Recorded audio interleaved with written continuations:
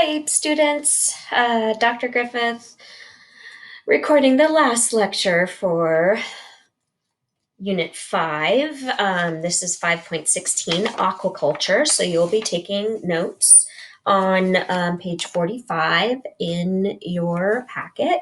And even though sustainable forestry is quite important, we're going to skip over the notes on that for now. And we will have a chance to kind of catch up on some of those things as we go on through in other units. So this is the last lecture for this unit, and so I'm going to tell you about aquaculture. And aquaculture is the breeding, rearing, and harvesting of fish, shellfish, plants, algae, and all other organisms that live in the water for our benefit, for food. So, all right, so number one of the types of aquaculture is fish farming. These are man-made tanks and other enclosures, and the big things that we farm, the big fish farms, are catfish, tilapia, salmon, carp, cod, and trout. So these are completely separate and farmed animals, fed just kind of like a CAFO kind of, but it's fish farming. Then the next one is mariculture. So marine organisms are kept in the open ocean enclosures or seaweed tanks or ponds, and where the kinds of organisms that we do mariculture for are flounder, shellfish, shrimp, and oysters, kelp, and other seaweed. So these are not separate from the ocean. They're in the ocean, but they're just cordoned off. So that's mariculture. Okay, so the benefits for farming is that it's efficient, cost effective, requires little fuel, requires small amounts of water, and there's less habitat destruction. So those are the positive things, the general benefits. So those things on the left here are the general benefits. And then more specific to shellfish farming and seaweed farming are these things. So you can mitigate pollution because you have everything all in one place. You can provide habitat. You can support the fish populations. And that little thing that's covered up there, I'm not remembering now. Don't worry about it. So specifically shellfish and seaweed farming, there's a lot of really good benefits because it's pretty easy to keep these things together. And the shellfish kind of grow down in a column, as does the seaweed, and they don't have to swim all around. So these are pretty good things for mariculture, for farming. So they're still farming, but it's not. But it's in a different area. And then being in the ocean's a little better than being completely on land because you have to deal with all the waste products and the food, that kind of stuff. So aquaculture or aquaculture production highlights. So this is to show you guys the top U.S. cultured species. Okay, so this is from 2014, but still pretty up to date. NOAA is the national organization that helps us understand the oceans.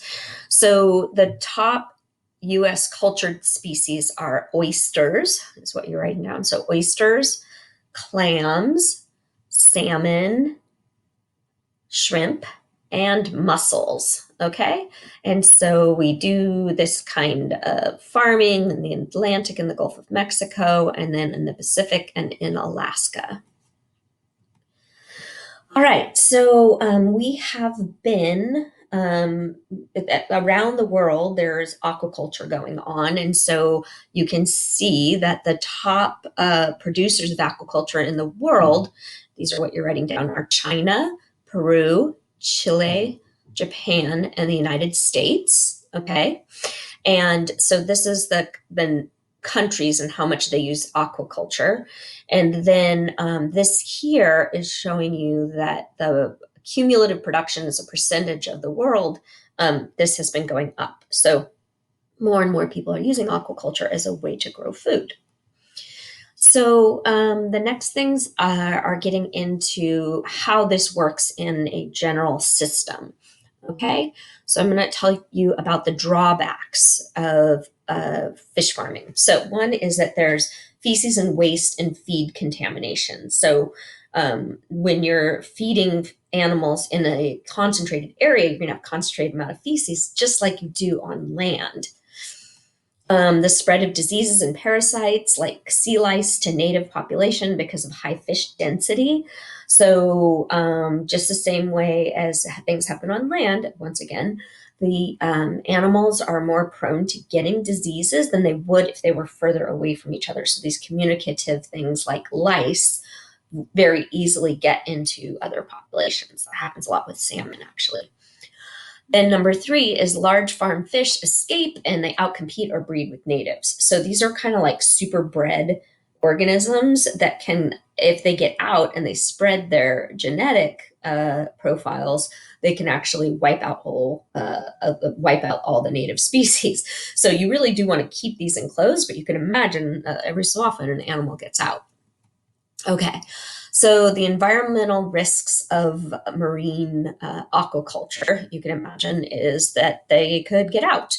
So, what you really do want to do, a more sustainable solution than just the general and marine aquaculture, just like kind of putting a net around things and keeping them, is to do integrated multi-trophic aquaculture. So this is called IMTA, integrated multi-trophic aquaculture. So what you can do is you can have more than one trophic level going on so that it all feeds on itself. So you're using the natural systems, the natural food chain in still in a little bit of a manipulated system. So they're trying. So what you do is you cultivate all trophic levels. You use the waste and the nutrients to feed the lower levels, and then it feeds up. So you don't just do one animal; you do all the animals, and so that's what they're talking about here. Okay, so you get this idea of feeding all the different trophic levels and using the waste as food for the next level. You know, because doing things more like nature is generally better. The closer you get to nature, the better. The further away from nature, the more problems you end up having. So once you can, if you can mimic the natural systems in a system that makes it easier for us to harvest and get the food, then we can have more of less of an impact while still having lots of food, which is what we want. Feed the world without destroying the world. Thanks for listening.